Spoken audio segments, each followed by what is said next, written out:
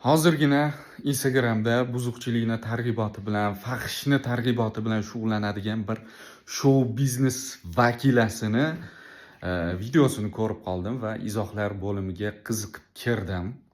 U yerda bir erkak shunaqa izoh yozibdi. Madaniyat vaziri bularga chora ko'radimi, yo'qmi deb. Keyin qiziqib shu odamni o'zini akkauntiga kirdim. Kirib ne ko'z bilan ko'rsamki, bu akamiz nafaqat bunga o'xshagan bir 20 dan ortiq fahsh targ'ibotchilariga obuna bo'lgan ekan. Aka, siz o'zingiz obuna bo'lib, buni kommentariyasiga kirib bir nimalar yozib, buni qo'llab-quvvatlab turibsiz-ku. Aktivi oshyapti-ku bularni. Bunaqa bo'lmaydi aka. Madaniyat vaziri ham bularga chora ko'rishga huquqiy asosi yo'q. Nari borsa, bu ishingni qilma, bu ishing noto'g'ri deb ayta oladi xolos.